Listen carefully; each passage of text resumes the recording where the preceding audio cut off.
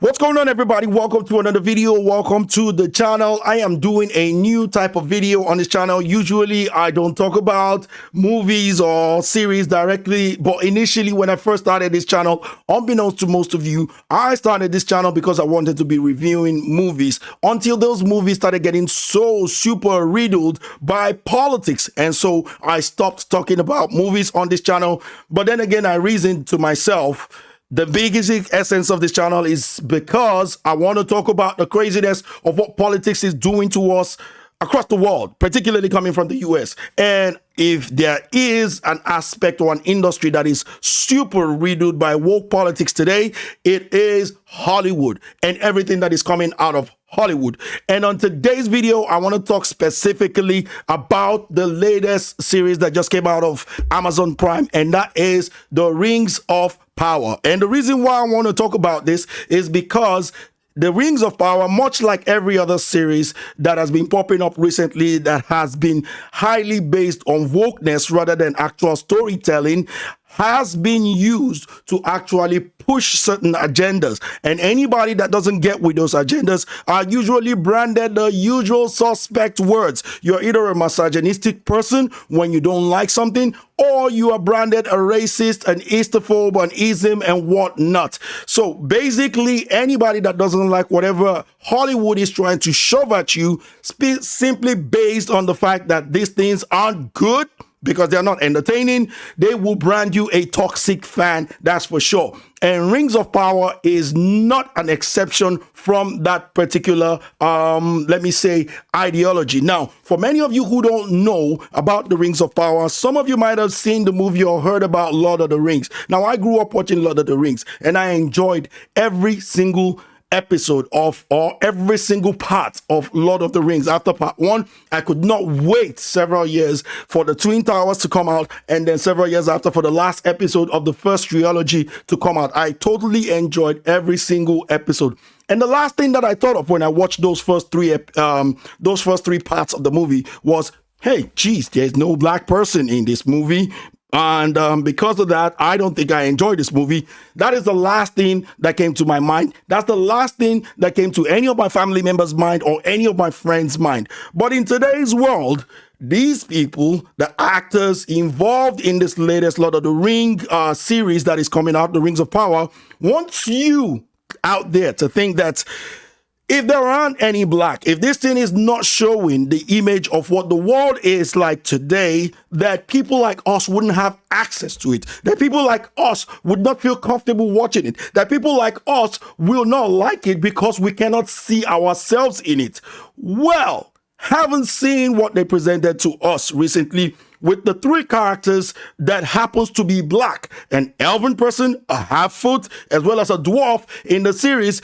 I still don't see myself in it because none of these people look like me. And if I wanted to see myself in anything like a screen, I go look at the mirror or I check out some of my own YouTube videos, which I would also ask you guys to check more of my YouTube videos and hit the like button on this one if you are yet to do so. And also consider subscribing to the channel if you're yet to do so as well. But anywho, going on and moving on, they have used these people as a point of reference to actually attack the fans because they have strayed away from the original writer's work and still are trying to call this new work the original writer's work. And fans aren't dumb. Fans are not people that are stupid that will fall for this rubbish that they've been trying to push towards us by force, that we just have to like this movie or this series because it is full of feminism, woke garbage, and it is also full of racist, it is so full of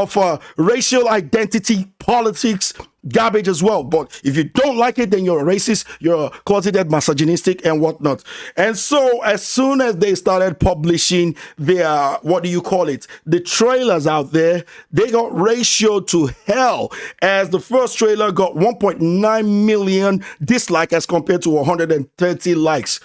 unheard of, unseen, right? And there's another one here. If you're going to check it out, there was another trailer that came out. It got 1.5K likes to 9.4K dislikes. I think that was more recent. And there was another one that I saw, Lord of the Rings of Power, released SDCC trailer, 424K dislikes to only 84,000 likes. 424,000 dislikes to only 84,000 likes. You can see how many people dislike this. Are all these people white? I think not. Are all these people non-black people? I think not, because I might just throw my own dislike up in there, because I too do not like the idea that you think I am so shallow, I am so dumb that I would hate a series simply because that series doesn't have any black person in it. But now the series is out. The first 2 episodes are out, and we are getting a few reviews. Now, when you go on Rotten Tomatoes to check out the review, initially when I checked this earlier, the first set of reviews were all positive. All of them were positive. Positive reviews. It was great. It was astounding. It was astonishing. All the nice buzzwords that you can find. But now that real reviews are starting to come in from the critics, because they are still holding off on the reviews of the audience, well, that 96% has just dropped to 83%. And so I started checking out reviews coming out of, some of these magazine outlets, some of these access media, people that actually got to watch the first 4 episodes beforehand. And many of them had nothing but praise for it. I mean, they were all saying things like this. One of them said, I think Hollywood Reporter said, The Lord of the Rings of Power reviews. What critics are saying. The initial reactions to the first 2 episodes of Amazon adaptations are promising, with The Guardian calling the prequel so outstanding it makes House of the Dragon look amateur. If it's so outstanding, why are you comparing it to another series? Why are you comparing it to a series that it seems like people are kind of like buying into? That's where you start to become a little bit suspicious. But let's take a look at this quick review from Entertainment Weekly, which I feel like this is some brutal review right here. The Lord of the Rings of Power review. Amazon's prequel is kind of a catastrophe. Now, these are people who have marketed this as it's going to be one of the most epic things you've ever seen. It's going to be one of the most greatest things you've ever seen. But they're the ones that are saying it's kind of like it's a catastrophe. So let's see what they had to say here. So they said there are ways to do a prequel. The Lord of the Rings of Power does them all wrong. It takes 6 or 7 things everyone remembers from the famous movie trilogy, adds a water tank, makes nobody fun, teaches mystery and aren't mysteries, and sends the best character on a pointless detour. The latter is Uber elf Galadriel, who spends the premiere telling people to worry about Sauron. In response, people tell her not to worry about Sauron. That's 1 hour down, 7 to go this season. Sounds like $1 billion yet. Doesn't sound like $1 billion to me. And this is Entertainment Weekly that has been defending this thing tooth and nail. And Galadriel is one of the reasons why a whole lot of people have been angry with this, because they made Galadriel a warrior, because being a wise elf who's a ruler just isn't good enough for a woman. A woman needs to kick butts, and a woman needs to just beat up many male chauvinistic, misogynistic butts to be a powerful woman. But when a man does that, kicks butt, kicks behinds and whatnot, that's toxic masculinity. But when a woman does it, it is powerful, right? And Entertainment Weekly are not the only ones. And for the sake of time, I'm going to skip over every other thing. You can read it for yourself, but it's really brutal. Entertainment Weekly are not the only people that found issues with it, as Grace Randolph, somebody else who has, who has the backs or is a shield for the access media as well, who always supports things like this, always praises whatever the access media is shoving at us, had this to say about the series. Morfydd Clark was so happy to get the big role of Galadriel. In fact, she said she fainted when she found out. So I feel bad that I have to report that she is the worst casting choice of the show and drags the entire thing down. She makes Galadriel both an elven Mary Sue and an elven Karen who would like to speak to the manager. I can't believe it. I can't believe she's both of those horrible things. Robert Aramayo plays not just an ambitious elf.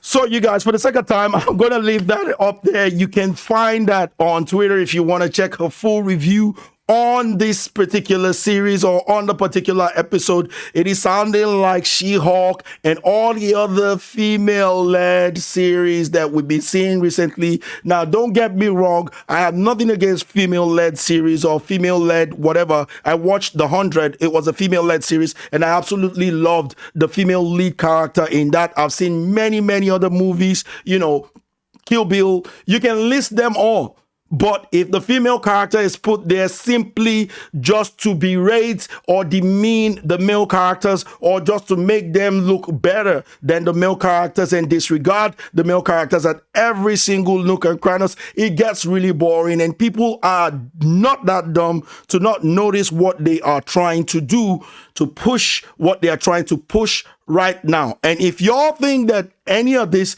has nothing to do with politics, I mean real direct politics, that they're not trying to use this to influence politics, y'all got another thing coming. Now, I can go into that, but it's just gonna make my video way too long, so I'm gonna leave it here for now. I want to know what you guys think. Are you going to watch the Rings of Power? Are you excited about it? Do you think it's going to be a good series? Because I am yet to see anybody talk about any plot hole. None of the trailers shows us anything about any plot in the series that would make me excited to want to see it. But if you're excited to see it, let me know in the comment section below. I want to thank you guys for watching this video. Hope you guys enjoyed this one. Like I said, this isn't my usual type of videos, but if you do enjoy it and I do get a lot of feedback, I will be making more videos. I'll be keeping an eye on this story, and I'll be letting you guys know how things unfold and how it develops.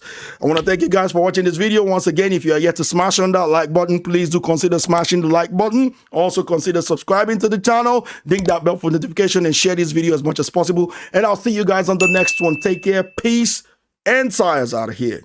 Bye bye now.